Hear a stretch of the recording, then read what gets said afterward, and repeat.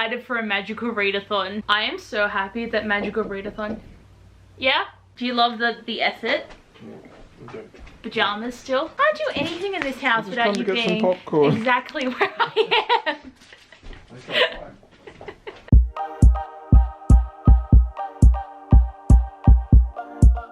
Back to the program, we are talking about Magical Readathon. So G over at Book Roast, which is a channel I definitely recommend subscribing to, she has done a lot of different types of readathons, and she used to do Magical Readathons that involved Harry Potter, but when everything happened with J.K. Rowling, she stopped her readathons because she didn't want to support her anymore, and I completely understand why she did it. But I was sad to miss out on this readathon because we had 2 month-long readathons a year, and one year we were doing the owls and one year we were doing the newts, and she did say that she was going to try and rework the readathon and try to do it as something completely new, and I didn't realize that she was going to make a whole entire new world and a new set of things that we have to do. And this readathon seems like it's going to go for 4 years because there's 4 years that you have to go through at this university slash school setting, and you also get to pick your own character, you get to do lots of reading challenges. And this readathon that we're doing now for the whole month of September is just an easing in readathon because we're getting to pick our characters, get to pick where we want to go, and we also are like making our way through the Novice Path to get to the school, which I think is just completely awesome. And like, she has made a whole entire map of the place that we are, and there's 4 key places, and then we have Orillium, which is the readathon is called Magical Readathon Orillium, and this is where the school is, and these are all the places, and this used to be connected and then it was like divided ages ago. And you can pick which type of species you want to be, because you can be like a human, you can be an earthling, there's like this vampire one that you can be, which is really cool, and then there's also like fays or elves, you can be elves. You can also be like, there was so many, and I'm only remembering earthling because I chose to be an earthling, but there's so many different things that you can be, which is so incredibly cool. And I'm so excited for this readathon. And you even have a page, I'm covering up my photo because I want to show you guys later, but you get to pick your character, your name, where you grew up, all the things that you did. And this is our Novice Path, because this is the map of Orillium, and we're doing the Novice Path, and you have to travel to get into the school at Orillium Academy.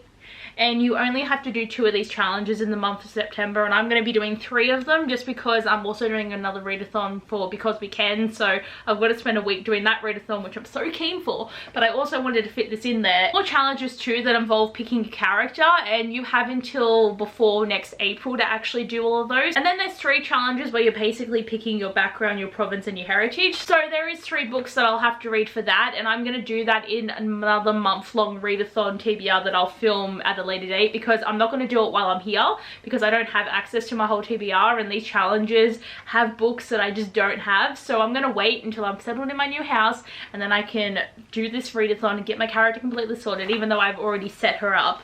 It's so exciting. I'm so excited. So the first thing I want to tell you about is my character, because like I got to make her, I got to make her name. I actually didn't draw a picture of her. I took a picture off the internet that just gave me the vibes that I want for my character, so I'm going to actually show it to you fully on the screen so you can see what I'm kind of feeling, because she's an earthling with earth magic and I love it so much. My character's name is Opal Rosewood, and I really like it because I went for Rosewood because she does earth magic, so I wanted her name to be like heritage of like stuff that's the earth, and then I named her after a stone because earth magic stone. I was thinking I was either going to go ruby or opal, but I decided to go opal. And she doesn't have a guild yet, and she doesn't have a calling yet, because you don't actually decide those things until the first year of learning next April happens. So that is something I'm going to have to figure out. And then there's also the different years that you go, so you're novice, apprentice, adept and master. And I will show you, like, this is kind of like my vibe for her, but I will definitely show you the full picture. I'll put it up now so that you can like fully see her. I'm choosing for my background that she's from a wildling society, because where she lives is Arethia. So in the map we live in this state, and I also got information about this. I printed all this stuff out. So we live on this place, Arethium, because this is generally where earthlings live, and she is an earthling. And they only have one major city, so she doesn't actually live in the city. She lives in a smaller community with her family. And for heritage, obviously I'm picking earthling, and the type of earthling I'm picking is earth. And even though with earthlings, this isn't actually how earthlings are meant to look, it's just the vibe that I'm feeling, because with the earthlings, they kind of have this look about them, and there's also, because I printed all the information out that would be around my character, so they can have wings, they can look like this, and they all have spots on their skins for the earth element that they use. So because she's an earth element, she would have green spots all over her skins. With the photo, part of me is just sitting there like she's got spots, but we just can't see them, you know. And for lunar phase at birth, 4 options were unnoted, eclipse, blood moon, and alignment, and I just felt like alignment felt like earthly to me, so that's what I picked. So then we also have a conduct that we haven't built yet, and then we have the guild's legacy, which we also haven't done yet. So there's 4 things that I haven't filled out on my sheet yet.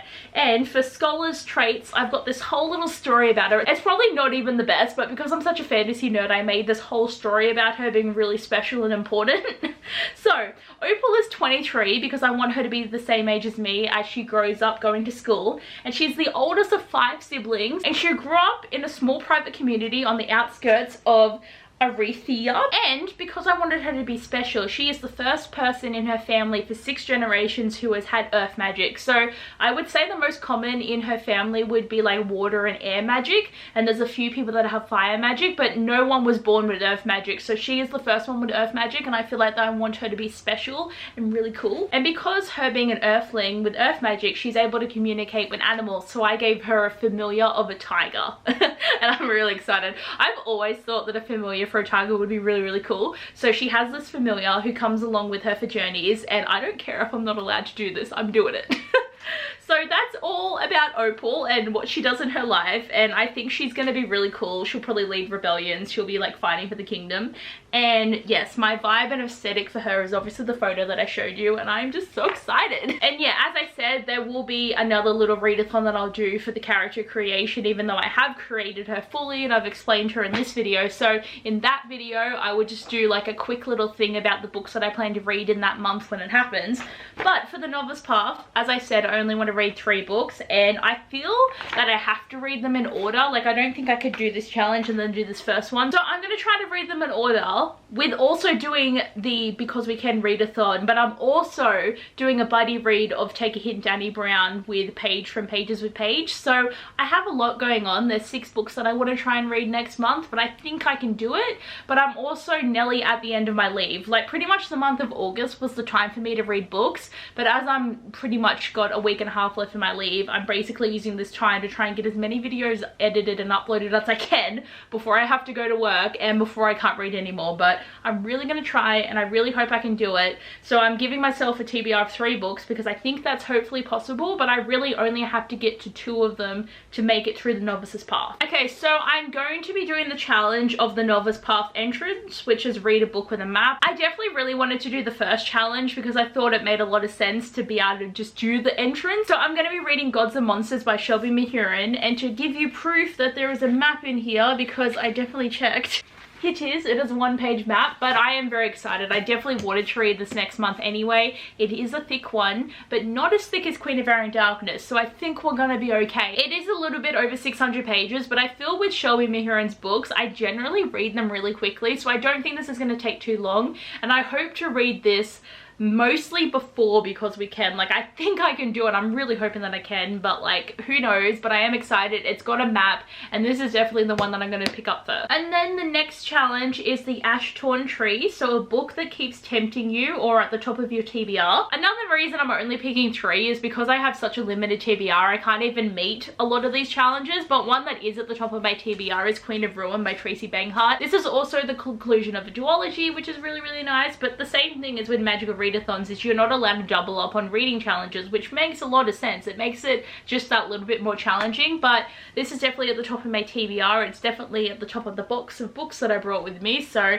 I just really want to read this and know what happened. And I read the first one in a day. I don't think that's going to happen this time, but this one's 330 pages, so having a book that's very short I think is going to definitely help me in this readathon. And then the next challenge is the Mist of Solitude, which I could do because it's read a standalone. So if I finish these 3 books that I have, I will do a challenge for read a standalone, even though I'm going backwards here.